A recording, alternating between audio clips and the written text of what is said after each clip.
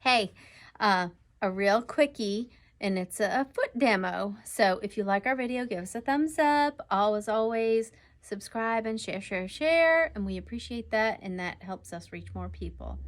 Okay, that part's done.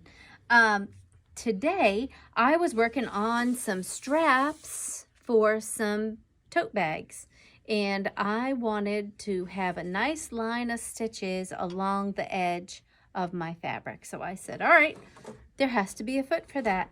So I went to my wall of feet here and I got my edge stitching foot for the with the IDF. So that is right here, my integrated dual feed.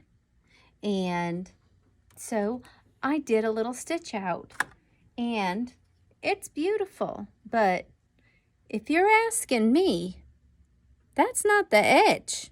That's close to the edge. It makes a lovely 1/4 inch seam, or I can adjust further away, and I have that nice fin on the edge of the foot to guide my fabric. And if you look at my machine here, I have set it to its rightmost point. So that is my furthest I can go to the right, which would be the edge. But it's not. And I said, well, I can do better than that. I have the technology. So I thought, how can I get closer to the edge? I have in the past used my mega piping foot. Love my mega piping foot, but I kind of wanted to use my integrated dual feed because it's 4 layers of duck cloth and I really wanted that to feed through nice. What can I do? I said, I am smarter than the machine. I am, believe me. Probably not. But I chose to get out my edge stitching foot. No, I lied. My edge joining foot. Edge joining foot is different from my edge stitching foot. The fin on the edge stitching foot is all the way to the right, and it's supposed to be there to guide my fabric along. But my edge joining foot, the fin is in the middle. So it would be that it's designed to have my 2 fabrics run up against each other and to join those 2 fabrics together.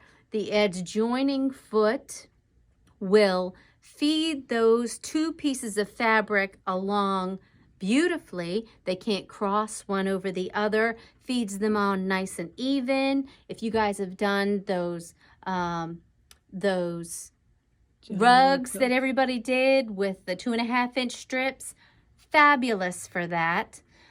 But if I can now manipulate the position of my needle, I can come here, I can take this edge joining or edge stitching foot off, put my edge joining foot on, and I can change my needle position. I'm going to start at the center, and then I'm going to work my way a little to the left. So I have that option. Oop, wrong way, Beth. I'm just going to move it a few spots to the left, and now when I put my fabric in, oop, that may be a little too much.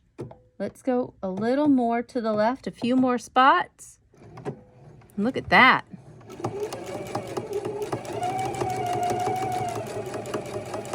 Now, granted, that's the extreme,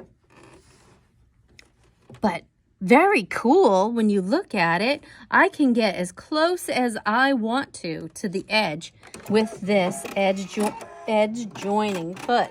So now I can take my strap and I can put it in place here.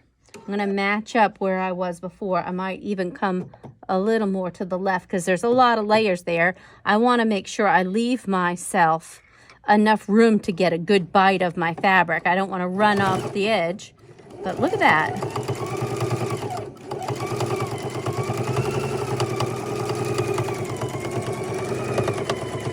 And this is an extreme case. This is 4 layers of duck cloth.